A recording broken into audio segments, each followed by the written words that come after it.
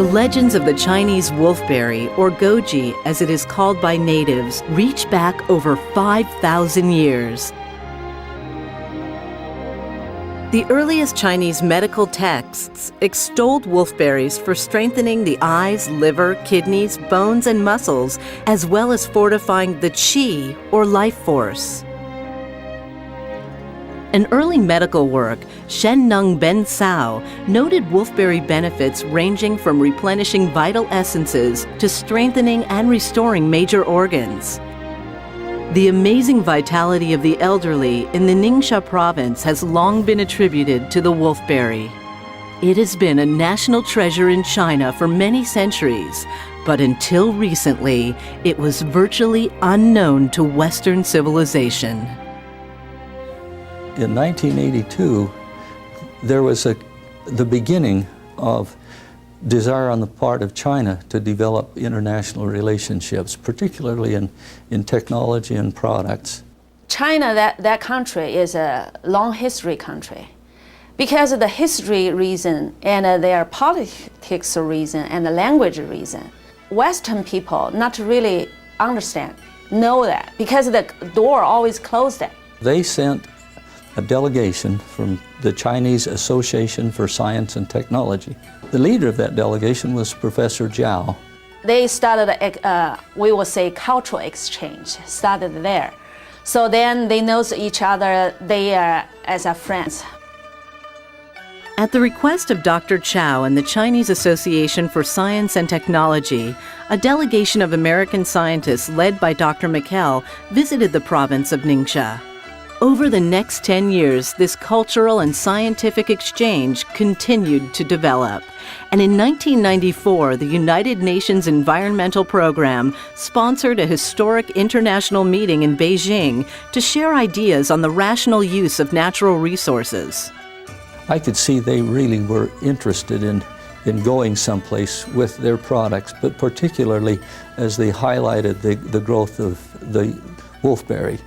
I was visited by the chairman of the State Planning Commission saying, could we arrange for you to take a letter to the state of Utah asking for a state-to-province relationship. I was on the governor's advisory committee on science and technology, so it was an easy thing for me to gain entry to the governor's office. And just as I left the airport in Beijing, China, here is this head of the State Planning Commission with the invitation saying, please deliver, and I said, yes.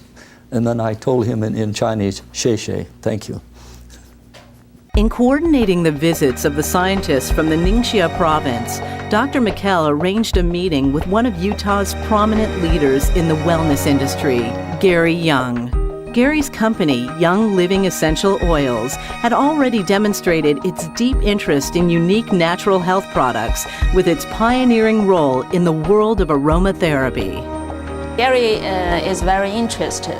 His vision is about international, try to find some source can bring health things into United States. He already has this kind of vision. So when he met people, like my father, he will bring the topic on the table, say, well, Professor Zhao, can you tell me what is the herb or any healthy food you thought is very good?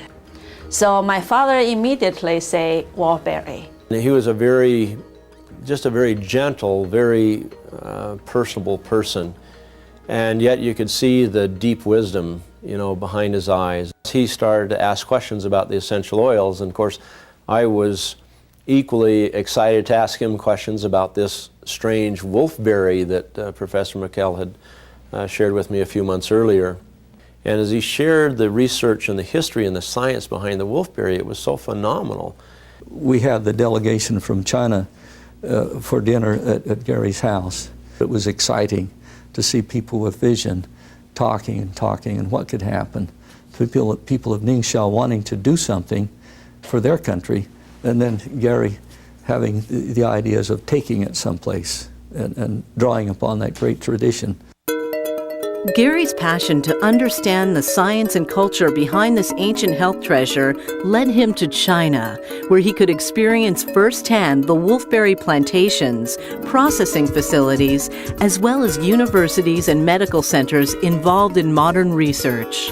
I was really involved with people who really felt the value and the mission and the purpose behind this product that I was going there to study and look at.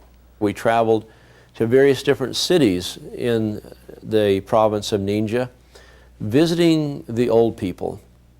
And this is when my heart really got to pounding. Seeing here is a culture, a race of people that know not the concern of old age, that they just live every day for whatever they get out of it, but to still have the vision and the desire to live and be alive and to be productive in their culture and in their society.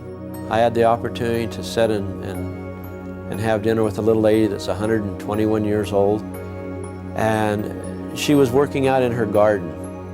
It was so beautiful to see this little lady. You know, she put the hoe down when her daughter went over and got her, and she walked over, and I was invited to come in the house with the professors and Sue that were traveling with me. And just being a gentleman, I reached down to take her arm and walk her up the steps into her home. And the daughter, who was 98, she slapped my hand. And she chattered to me in Chinese, and I didn't understand. And so Sue translated and said, "Gary," she said, "no thank you, that Mother is quite capable of walking up the stairs all by herself."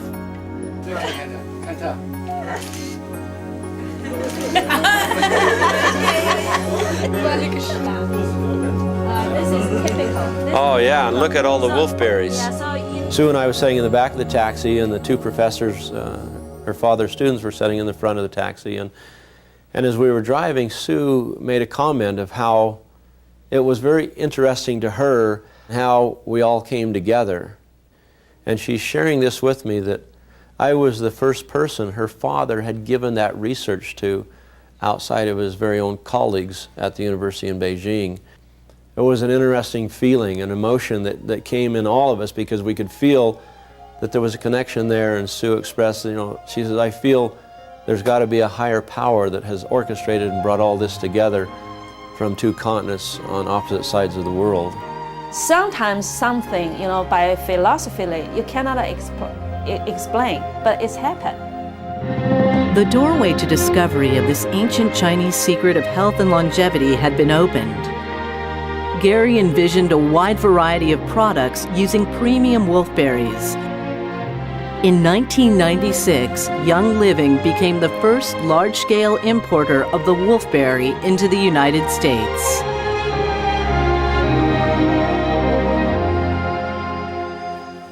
Because Gary knows that NingXia is a hometown of the Wolfberry, so he want to only buy the Wolfberry from NingXia. You can check the export record. Only Young Living buying big amount. Kuehne+Nagel, we're a worldwide shipping organization. We deal with air freight, ocean freight, and worldwide customs brokerage all over the world. We have 19,000 employees worldwide. We're in 96 countries. I first got involved with Young Living in 1994 when they were bringing in the essential oils and clearing them through customs. So after the first couple of small Wolfberry shipments, Young Living brought in the Wolfberry powder, and FDA wanted to inspect it. So Sue Chow of Young Living and myself went out to the 20-foot container. The reason they were checking the Wolfberry powder is because, to my knowledge, they hadn't seen this product before in the United States. Gary's crusade to bring the power of the wolfberry to Western culture would draw on inspiration from the ancients and take advantage of the best in modern science, technology, and innovation.